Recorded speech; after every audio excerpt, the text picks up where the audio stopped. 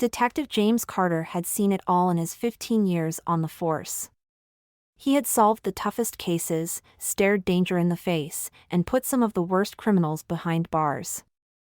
But none of that mattered when he found himself on the other end of a gun in a dark alley on a rainy night. Officer Ray Donovan was a seasoned cop too, but he was different. Raised in a household where certain prejudices were passed down like family heirlooms, he had always been wary of certain neighborhoods and certain people. He thought he was just being careful, but deep down, he knew the truth. It was fear disguised as vigilance. That night, Ray had been patrolling a part of town he didn't trust. It was past midnight when he got the call, possible armed suspect near 5th and Maple. Proceed with caution. James had been there too, chasing a lead on a murder case. He was undercover, no badge visible, no uniform, just a dark hoodie, jeans, and a determined expression. He had been following a trail, unaware that someone else was following him. Ray turned the corner and saw him, tall, broad-shouldered, moving quickly through the shadows. His heart pounded. He saw only what his fears allowed him to see, a dangerous man in a bad part of town. "Stop! Hands where I can see them!" Ray shouted, aiming his gun. James turned, startled, rain dripping from his hood. His detective instincts kicked in. This guy's nervous. Finger on the trigger. Bad combination. "Whoa, whoa, take it easy, officer," James said, raising his hands. "On the ground. Now." Ray barked. James hesitated. "Listen, I'm..." A gunshot shattered the night. Silence followed. Then pain. Burning pain in his shoulder. James collapsed, gasping. His badge, hanging from a chain around his neck, slipped from beneath his hoodie, glinting in the dim streetlight. Ray's breath caught in his throat. His stomach dropped. No, no, no, no. He stumbled forward, looking at the badge, the blood, the wide, stunned eyes of the man he had just shot. "Oh, God," Ray whispered. James gritted his teeth, trying to fight through the pain. "You shot a cop," he hissed. "You shot a damn cop." Ray fumbled for his radio, his hands shaking. He called for backup, for an ambulance, for anything that could fix the nightmare he had just created. When the other officers arrived, chaos erupted. James was rushed to the hospital, his blood staining the pavement. Ray stood there, numb, as his colleagues pieced together what had happened. Some looked at him with disappointment. Others with disgust. But no one defended him. Word spread fast. The headlines were brutal: "White officer shoots black detective, mistaking him for a criminal." Ray was suspended, pending investigation. But the real punishment was not in the hearings or the press conferences, it was in the mirror. He saw himself for what he truly was, and it shattered him. James survived. The bullet missed anything vital, but the wound went deeper than flesh. It was a wound of trust, of betrayal by the very system he had dedicated his life to. Days later, against all odds, James asked to see Ray. Ray entered the hospital room, his face hollow, his uniform traded for civilian clothes. James stared at him for a long moment before speaking. "Do you even know why you shot me?" Ray swallowed hard. I thought you were a threat." James nodded slowly. "But why did you think that?" Ray opened his mouth, then closed it. He knew the answer. He just didn't want to say it. "Because I'm black," James said for him. Tears welled up in Ray's eyes. He had spent his whole life justifying his fears, pretending they were just instincts. But in that moment, faced with the consequences, he saw the truth. "I was wrong," Ray whispered. I was wrong about everything. James exhaled, studying the man in front of him. Admitting that is the first step. Ray wiped his face. And the next step? James didn't smile. He didn't forgive. Not yet. Maybe not ever. But he said, you learn. And you change. Ray nodded, his chest tight. For the first time in his life, he truly understood that the badge wasn't just about power. It was about responsibility. About justice, for everyone. And that night, in a quiet hospital room, he took his first step toward being a better man. The days stretched into weeks, and though the city moved on, neither James nor Ray could. The shooting had left more than just a wound, it had cracked open something raw, something neither of them could ignore. Ray had been placed on mandatory leave while an investigation was underway. He knew how these things worked. Some officers got off with a slap on the wrist. Others lost everything. But for the first time in his life, he didn't care about his career. He cared about the truth. James, still recovering, returned to the precinct sooner than expected. The department was tense around him, some officers avoided his gaze, some whispered, some expressed their outrage at what had happened. And then there were those who stayed silent. That silence, James knew, was the loudest part of all. One afternoon, as James sat at his desk reviewing case files, his chief entered, arms crossed. He's been asking to see you, Chief Reynolds said. James didn't need to ask who. You don't have to, Carter. The board will decide his fate soon enough. James closed the file and leaned back. It's not about his fate. It's about mine. The chief hesitated but nodded, stepping aside. A few minutes later, Ray entered. He looked different, like a man who had spent weeks unraveling everything he thought he knew. The arrogance was gone. The certainty, too.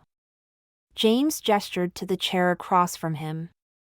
Sit. Ray obeyed, but his hands fidgeted in his lap. For a long time, neither spoke. Then James broke the silence. Tell me, Donovan.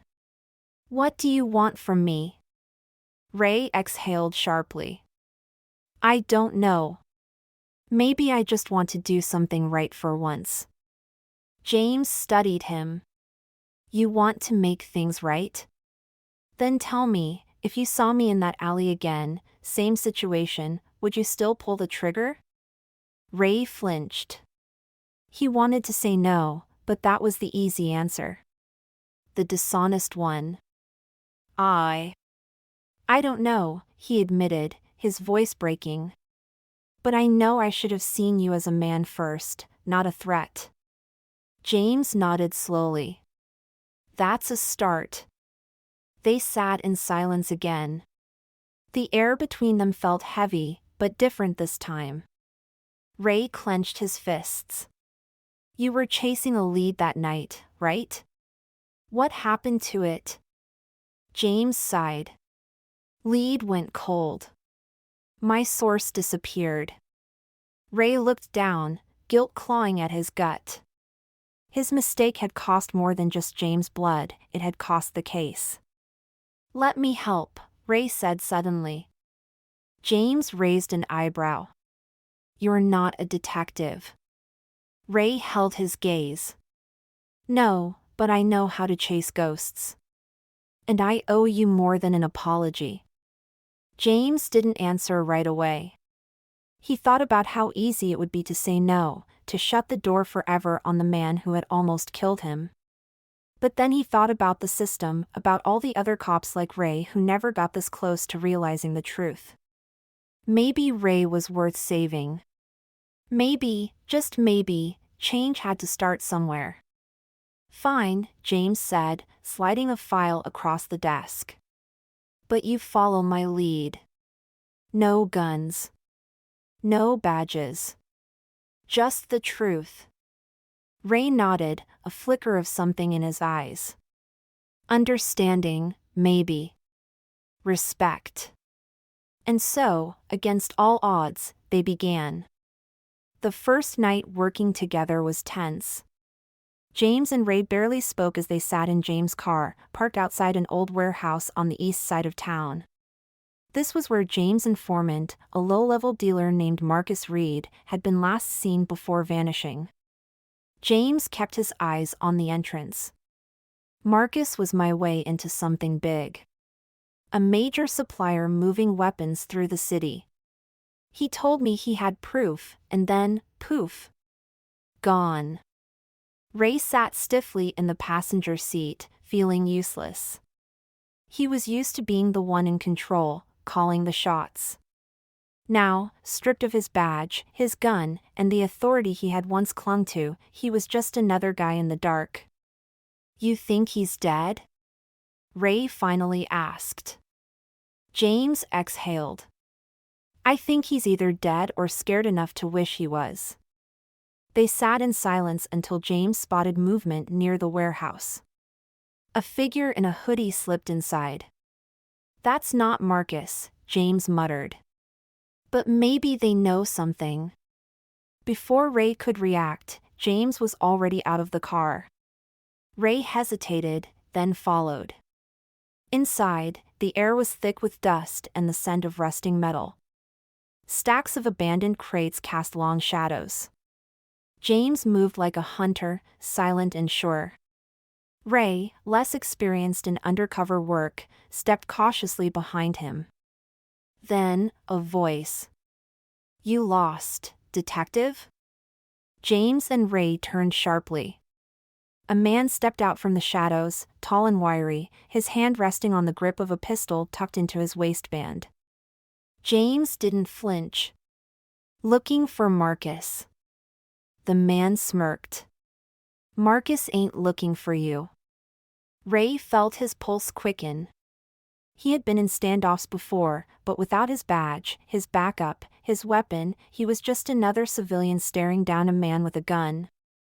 James took a step forward. Tell me where he is. The man's smirk faded. You got a lot of nerve coming here after what happened. James narrowed his eyes. What do you mean? You don't know? The man laughed coldly. Marcus was snatched up the night you got shot. Word is, somebody thought he was talking too much. James' stomach tightened. If Marcus had disappeared the same night, that meant James had been a distraction. Ray's bullet had derailed everything. Ray felt the weight of it too. Who took him? He asked. The man glanced at Ray, then back at James. You really bringing a cop here? James clenched his jaw. He's not a cop tonight. The man studied Ray for a long moment before exhaling. I don't know who took Marcus. But I know who would know. James took a slow breath. Go on. The man hesitated, then pulled out a scrap of paper, scribbling something down. He handed it to James. This guy? He don't like cops. If you want answers, better leave your boy behind. James took the paper. An address. He glanced at Ray, who said nothing. He knew what James was thinking. Ray had been the reason James got shot. The reason Marcus had disappeared.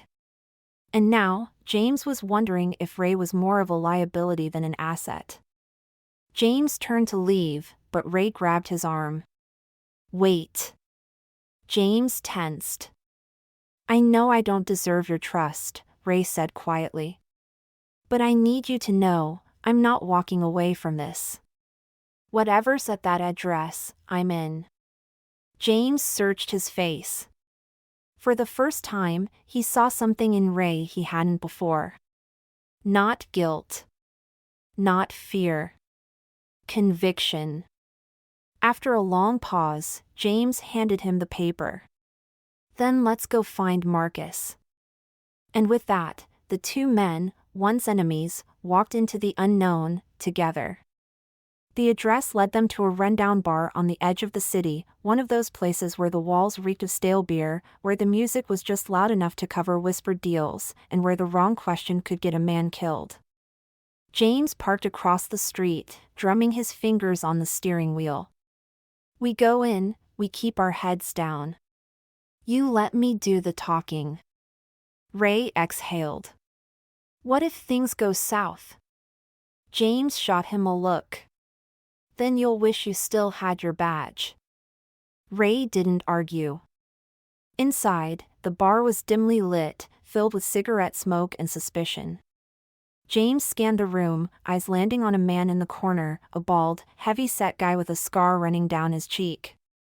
That's Devin King, James murmured. Gun runner.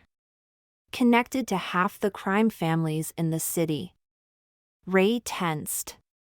And he's the one who knows where Marcus is? James nodded. Or he knows who does. They approached the table.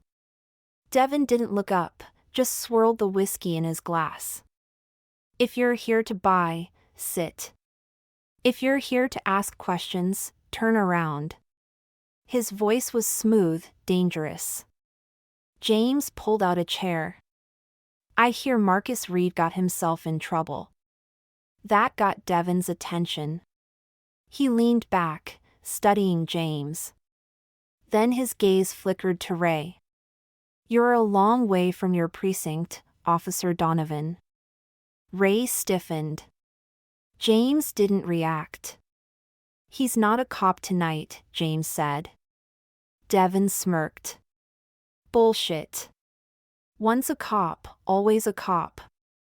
James leaned in. We're not here for you, Devin. We're looking for Marcus. Devin considered this, then took a slow sip of his drink. Marcus talked too much. That's his problem.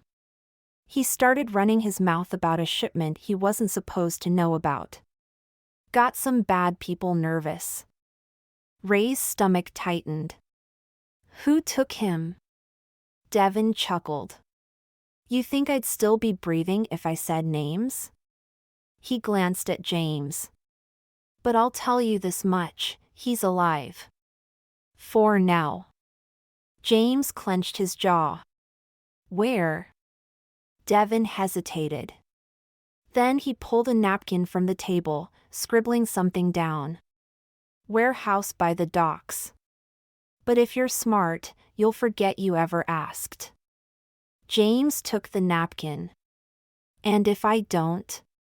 Devin smirked. Then I guess you'll find out what happens when you dig too deep. James pocketed the napkin, standing. Ray followed. As they left the bar, Ray muttered, You trust him? James shook his head.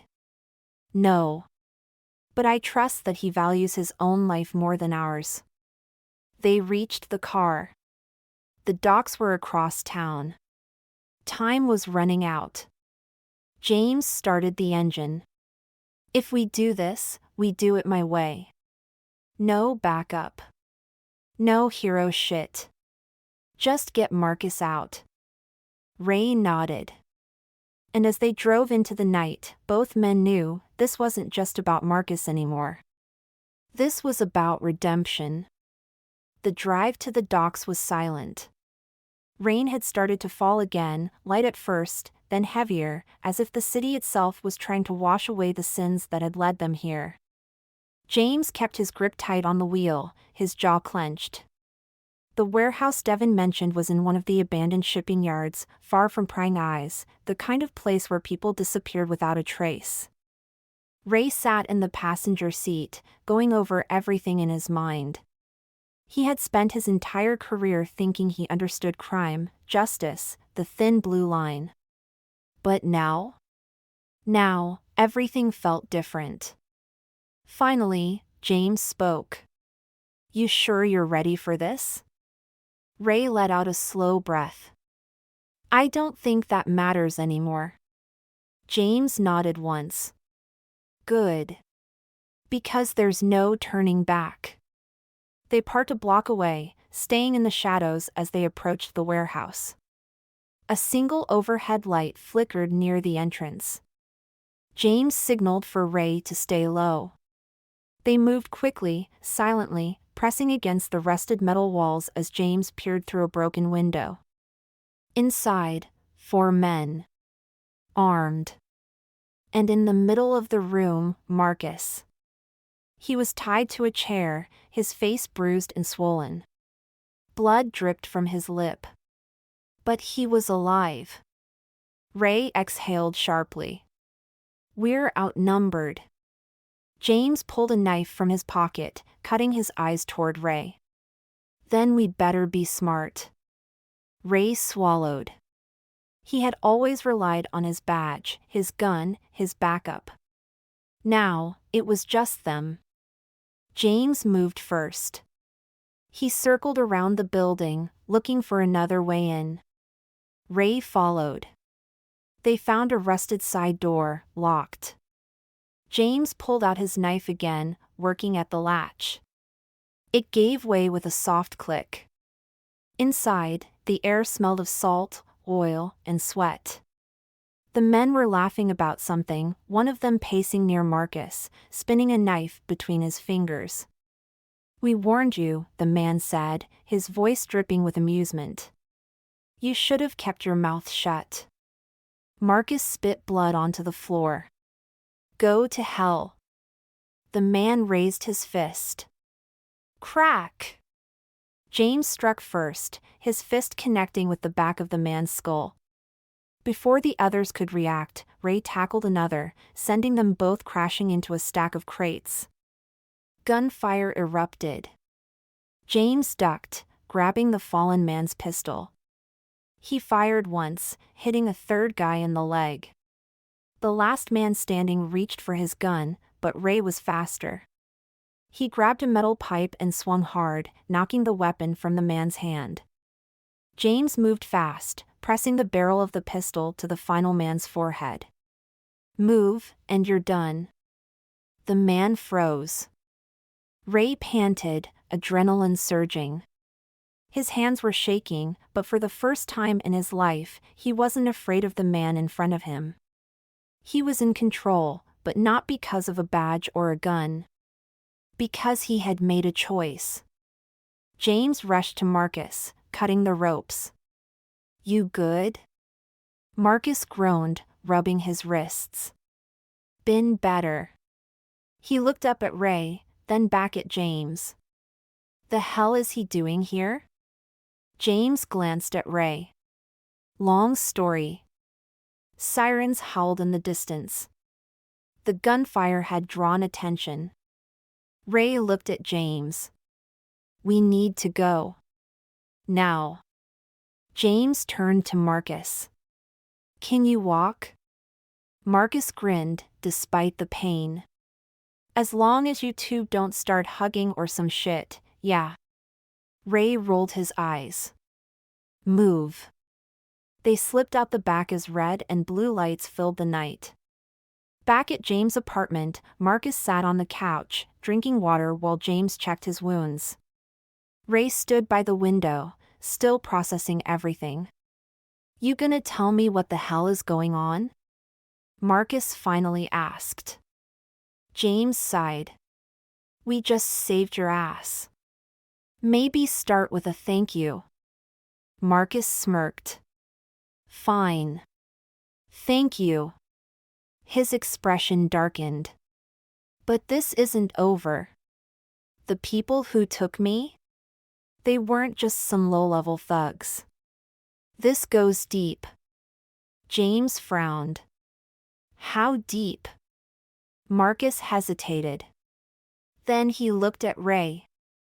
You really trust him? James didn't answer right away. He met Ray's eyes. There was no badge between them. No authority. No lies. Just a man who had made a mistake. And another man willing to see if he could fix it. James nodded. Yeah, he said. I do. Ray exhaled, something shifting inside him. And in that moment, he realized maybe redemption wasn't about erasing the past. Maybe it was about proving you could be better. One choice at a time. The room was silent after James' words. Ray felt the weight of them settle in his chest. I do. 2 words. Simple. But after everything, after the bullet, after the fear, after the ugly truth that had cracked him open, he hadn't expected James to say them. Marcus, still sore and bruised, studied Ray like he was something foreign, something that didn't belong. All right, he said finally. But trust ain't enough. You want to see how deep this goes? You better be ready to go all the way. James sat forward. Start talking. Marcus exhaled, rubbing his temples. It's bigger than just guns. The people who grabbed me? They're moving something through the city, something heavy. I don't know exactly what, but I know who does. Ray crossed his arms. Who? Marcus glanced at James, then at Ray. His voice dropped lower. Detective Liam Mercer. The words sent a cold shiver down James' spine. He leaned forward. That's not possible. Marcus gave him a look. You sure about that? Ray frowned. Who's Mercer? James' hands clenched. Vice Squad. Been on the force 20 years. He trained me. Ray's stomach twisted. A cop. This went all the way back to the department. Marcus nodded. Yeah, well, your old mentor's not who you think he is. He's on somebody's payroll, and if he finds out I'm still breathing, we're all dead. James shook his head. No way. Mercer doesn't, but even as he said it, doubt crept in. He had spent his whole life believing in the badge. But after what had happened with Ray, after realizing how deep bias and fear ran, he wasn't sure of anything anymore. Ray exhaled. Then we find out for sure. If Mercer's dirty, we expose him. Marcus scoffed. And then what? You think your department's gonna pat you on the back? If Mercer's in on this, he's not alone. James' mind raced. If Mercer was dirty, that meant others were too. That meant this went higher than he wanted to admit. Ray, watching James struggle with the truth, stepped forward. If this is real, if Mercer is dirty, we don't go to internal affairs. James snapped his gaze to him. You want to just let it slide? No, Ray said firmly. I want to make sure we live long enough to prove it. Marcus nodded. For once, I agree with the cop. James took a slow breath. He didn't want to believe it. But he had spent too long in this job not to trust the facts. He stood, grabbed his coat. Then we go straight to the source.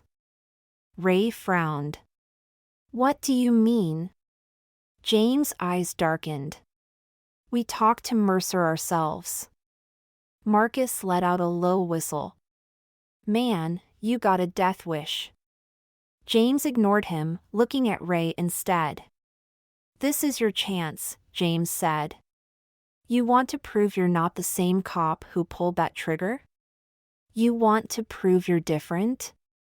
Ray met his gaze, something sharp in his chest. The weight of the past, the weight of his choices, it all pressed down on him. He nodded. I'm in. James turned to Marcus. Then we move fast. Before Mercer knows we're coming. Marcus sighed, rubbing his face. You two are crazy. But after a beat, he stood too. Let's get to it. They didn't wait.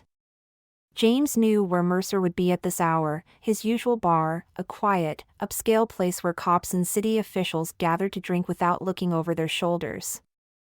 As James, Ray, and Marcus pulled up outside, Ray felt his pulse quicken. This was different. This wasn't some low-life criminal in an alley. This was a man who had been wearing a badge longer than Ray had been on the force. James turned to him. Last chance to walk away. Ray clenched his jaw. Not a chance. James nodded, then stepped out of the car. The three of them entered the bar, the air thick with cigar smoke and quiet conversations. At the back, at a corner booth, sat Liam Mercer. He looked the same as always, gray at the temples, a sturdy frame, eyes sharp as a blade. But when his gaze landed on James, something flickered behind them. Surprise. Then calculation. James approached. Liam. Mercer leaned back, sipping his drink. James. Long time. His eyes flicked to Ray, then to Marcus. Interesting company you're keeping. James didn't waste time. He pulled out the napkin Devon had given him and tossed it on the table. You know what that is? Mercer glanced at it. Then he smirked. Seems like a location. Should I be impressed? James' jaw tightened. That's where Marcus was being held. The same night I got shot. The same night he was taken. Mercer sighed, setting his drink down. And you came all the way here to tell me that? Ray took a step forward. We know about the shipments. We know you're part of it. Mercer's smirk didn't fade. That so? He looked back at James. And you believe this? James hesitated. But only for a second. Yes. Mercer nodded slowly, then leaned forward. His voice dropped to a near whisper. Then you've got a problem, kid. James didn't flinch. Yeah. Why's that? Mercer smiled. Because if I go down, I'm not going alone. Ray felt a chill run through him. This wasn't just about Mercer. This went further. Deeper. And now, they were right in the middle of it. James stared at the man he had once admired, his stomach twisting. This was bigger than them now. And there was no way out but through.